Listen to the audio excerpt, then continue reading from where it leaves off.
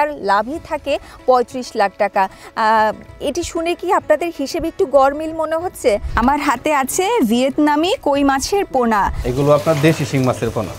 দেশি শিং? এটা একদম অরিজিনাল দেশি শিং মাছের পোনা। বাহ, আচ্ছা আমাকে কি একটু বলবেন যে ভালো কই মাছ চেনার উপায় কি? মাছ চাষ কিন্তু অনেকে বলে অনেক লাভ, এটা কিন্তু আগে আপনাকে জানতে হবে, বুঝতে হবে। পুরুষ ছাড়া কিন্তু মাছ বড় হবে না। যদি লস না গুনতে চান, যদি লাভের সংখ্যা গুনতে চান, তাহলে আপনি ক্যাটফিশ মাছ চাষ করেন। আর আমি বলি অন্য মাছও চাষ করবেন এবং ক্যাটফিশও চাষ করবেন।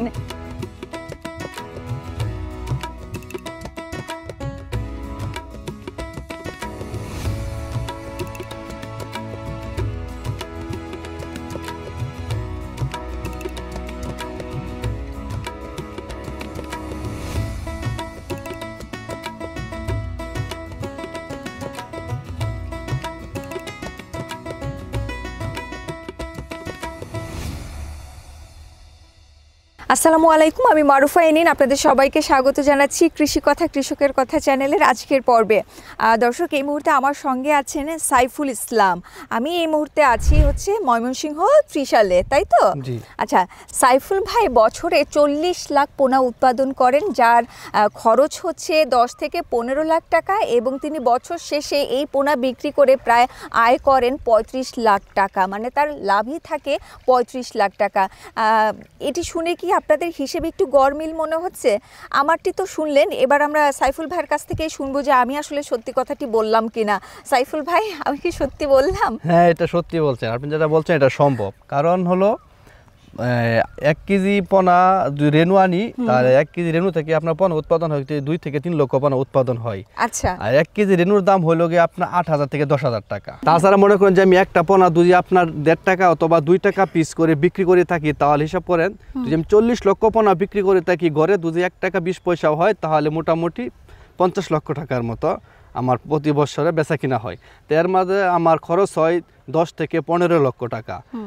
10 থেকে 15 লক্ষ টাকা খরচ হলো সব কিছু আপনার রেণু কিনা না, এখানে আপনার পুকুর খরচ, পানি খরচ, খাদ্য খরচ, লেবার খরচ, এভরিথিং মিলাই আমার 10 থেকে 15 লক্ষ টাকা খরচ হয়ে থাকে। ভাইয়া, একেবারে শুরুতে আপনার বিনিয়োগ কত ছিল আমি একটু জানতে চাইবো, কারণ আপনাকে তখন পুকুরটি তৈরি করতে হয়েছিল। আর মোট এখন কয়টি পুকুর আছে, এবং এই সবগুলো পুকুর তৈরি করতে প্রথমে আপনার বিনিয়োগ কত ছিল? আসলে প্রথম অবস্থায় যখন আমি ছোটো ছিলাম, তখন আমাদের ত্রিশাল এলাকায় কিন্তু প্রচুর পরিমাণে আপনার মাছের হ্যাচারি আছে। তো ওইখান থেকে আমি সময় স্কুলে যাই, আসি, লেখাপড়া করি, পাশাপাশি দেখি যে পুকুরে রেণু উৎপাদন করে মাছ পোনা বিক্রি করে থেকে, তখন থেকে আমার একটা নেশা জড়ে যায়। জড়ার পরে আমার মনে ইচ্ছুক হলো যে আমিও মাছ চাষ করব। তখন থেকে আসলে আমাদের অর্থ সম্পদ কম ছিল, তো আমাদের কোনো বাইরে কোনো জমা জমি ছিল না। তখন থেকে ছোট্ট একটা পুকুর আমি লিজ নেই। লিজ নেওয়ার পরে মনে করেন যে আমি কিভাবে করব আমার ধারণাই নাই। তখন একটা হ্যাচারি খামারের সাথে আমি পরামর্শ করলাম যে ভাই, আমি নতুন উদ্যোক্তা, আমাকে একটু পরামর্শ দাও, আমি কিভাবে মাছ চাষ করে সফল হবো। তখন আমাকে বললো ঠিক আছে, তুমি পুকুর প্রস্তুত করো। আমাকে বললো এভাবে পুকুর প্রস্তুত করতে। তখন আমি পুকুর প্রস্তুত করলাম, তখন আমি রেণু ছাড়লাম। তখন আমি 1 কেজি রেণু নেই, তখন আমি 1 কেজি রেণু নিছি 8,000 টাকা। 8,000 টাকা রেণু নেওয়ার পরে দেখি আলহামদুলিল্লাহ মোটামুটি পোনা ভালোই। তখন প্রথম অবস্থায় আমার বিক্রি হয়েছে 40 থেকে 50,000 টাকার মতো আমি বিক্রি করে ফেলি।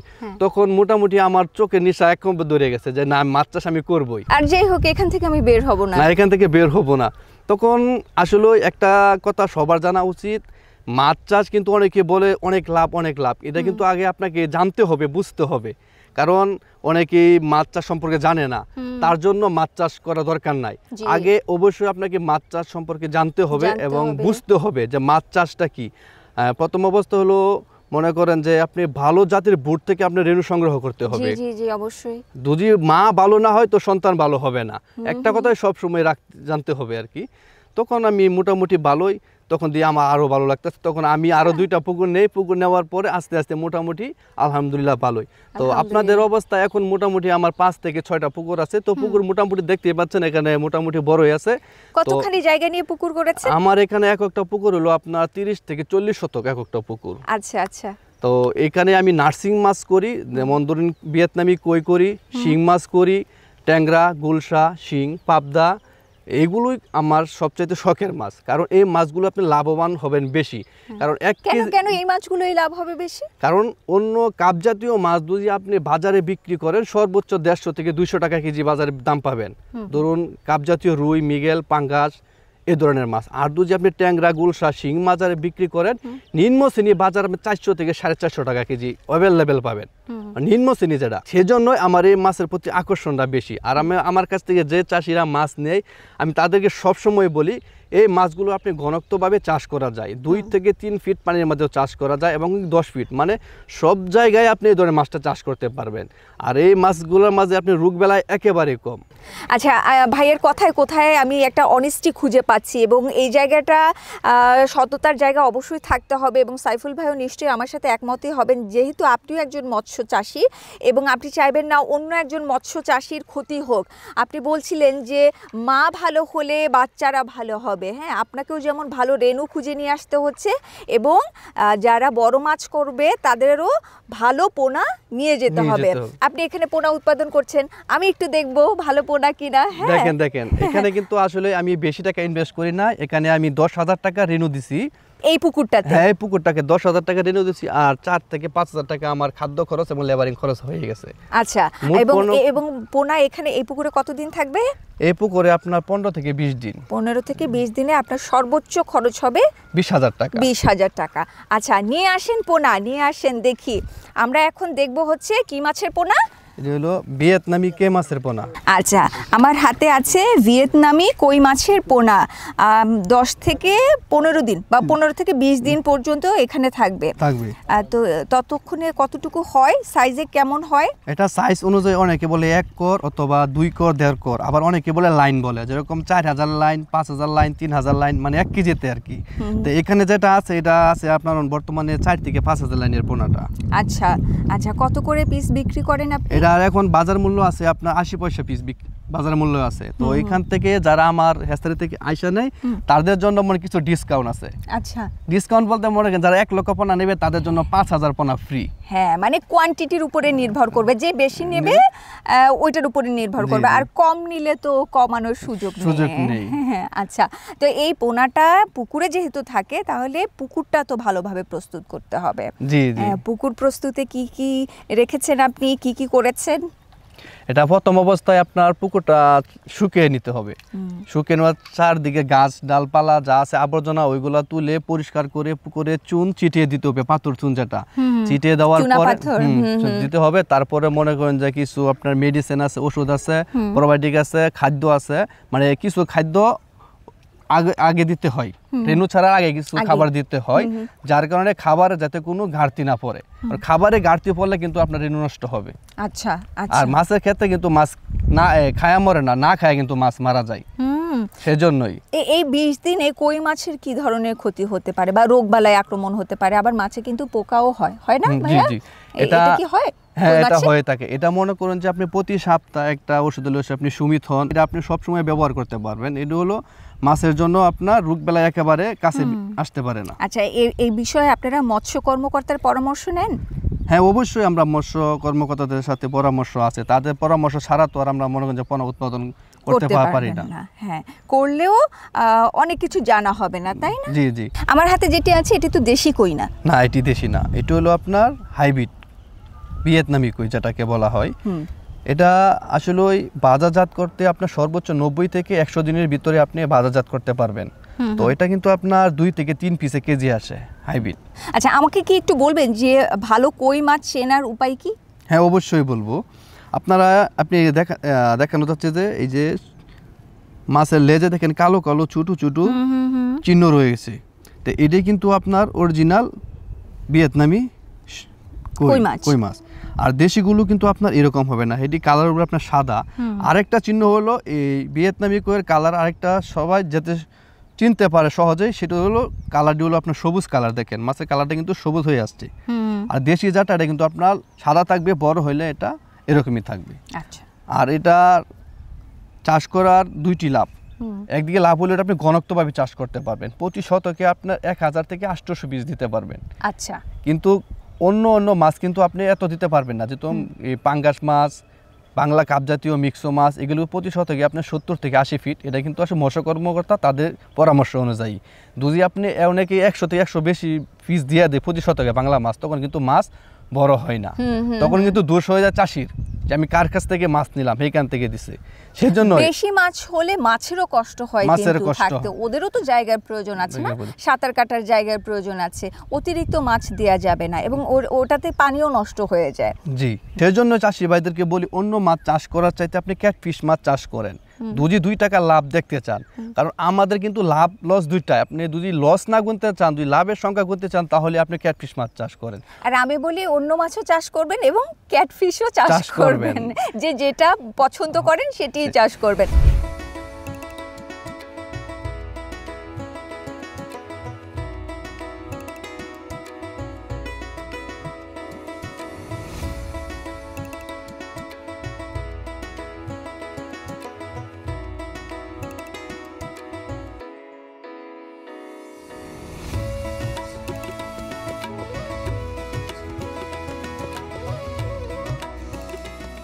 কই মাছের হিসেবটা তো শুনলাম, তো শিং মাছের পুকুরে কত টাকা শিং মাছ ছেড়েছিলেন, রেনুটা ছেড়েছিলেন? জি জি, শিং মাছের রেনু আমি এখানে 2 কেজি ছেড়েছিলাম, তো 2 কেজি আপনার আমি ছেড়েছি 20,000 টাকা দিয়ে।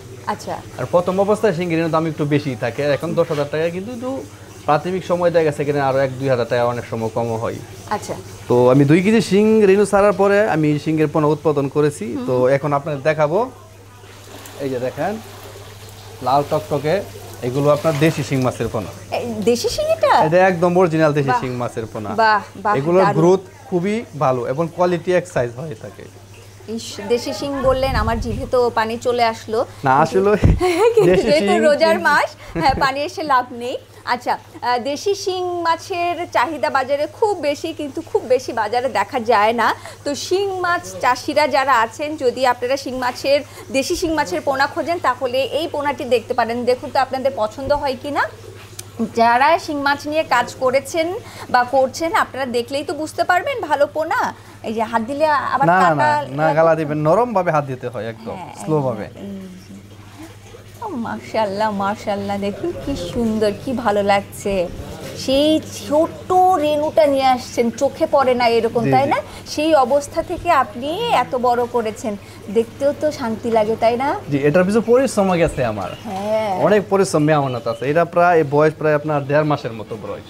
1.5 মাস? এটা আচ্ছা। এটা নার্সিং করা আপনার শেষ, এখন আপনি এই পোনা সরাসরি নিয়ে যে কেউ আপনি কালচারে দিতে পারবে। আচ্ছা, আর শিং মাছের মধ্যেও তো ভালো মন্দর ব্যাপার রয়েছে। দেশি শিংয়ের কথা যদি আমরা চিন্তা করি, তাহলে ভালো শিংয়ের পোনা আমরা কোনটাকে বলবো? এই যে আমার হাতের বাইরে যেটা আছে, এটাকে আমরা ভালো পোনা বলতে পারি না? জি, এটা ভালো, এটার মাঝে ভালো আছে। আবার এখানে আপনার এখানে শিং চাষ দেওয়ার আগে আপনাকে অবশ্যই দেখতে হবে এখন পুরুষ মহিলা মাছ কত পার্সেন্ট আছে।